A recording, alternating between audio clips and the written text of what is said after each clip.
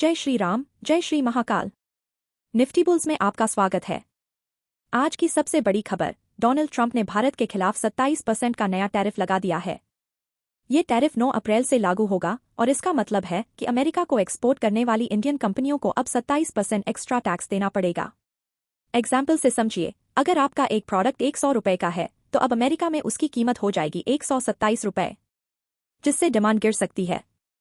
पर यहाँ सबसे बड़ा सवाल ये है, क्या ये भारत के लिए मौका है या मुसीबत? आइए सेक्टर बाय सेक्टर समझते हैं। सेक्टर वाइज इम्पैक्ट, कौन से सेक्टर्स मार खाएंगे? पेन वाले सेक्टर्स, ऑटो इंजीनियरिंग गुड्स। अगर आप टाटा मोटर्स, महिंद्रा, अशोक लीलैंड जैसी कंपनियों के शेयर होल्ड करते हैं तो सावधान। अमेरिका को ऑटो पार्ट्स और इंडस्ट्रियल मशीनरी एक्सपोर्ट करने वाली कंपनियों को सबसे ज्यादा झटका लगेगा। क्यों? 27% टैरिफ लगने के बाद अमेरिका में इनकी डिमांड कम हो जाएगी। इससे कंपनियों का प्रॉफिट घटेगा और शेयर प्राइस में गिरावट आ सकती है। Marine products.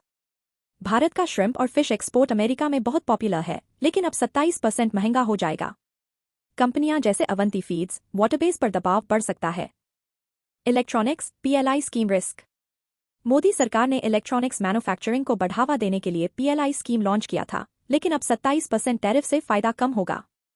एप्पल, सैमसंग जैसी कंपनियां भारत से कम एक्सपोर्ट करेंगी क्योंकि अमेरिका में उनका प्रोडक्ट महंगा हो जाएगा। गेन वाले सेक्टर्स, विनर्स।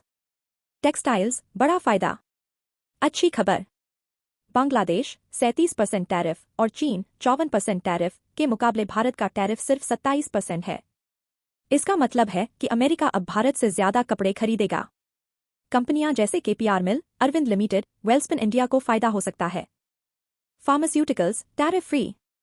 यहां बिल्कुल झटका नहीं। अमेरिका ने फार्मा को टैरिफ से बाहर रखा है।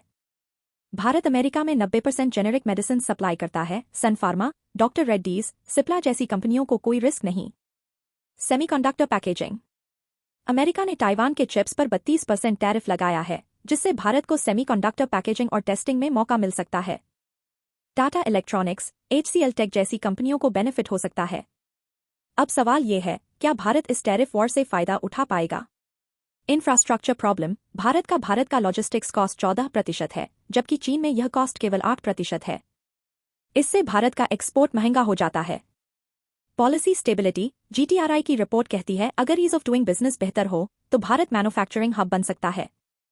Modi Trump deal. भारत ने अमेरिका को $25 बिलियन का ऑयल डिफेंस डील ऑफर किया है ताकि ट्रेड टेंशन कम हो।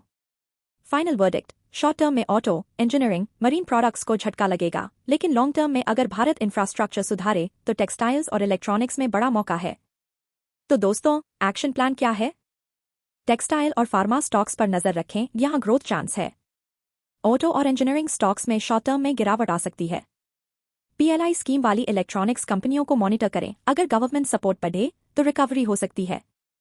नीचे कमेंट में बताइए आप किस सेक्टर में इन्वेस्ट करना चाहेंगे। अगर आपको ये एनालिसिस पसंद आया तो लाइक जरूर करें और चैनल को सब्सक्राइब करें। जय श्री महाकाल।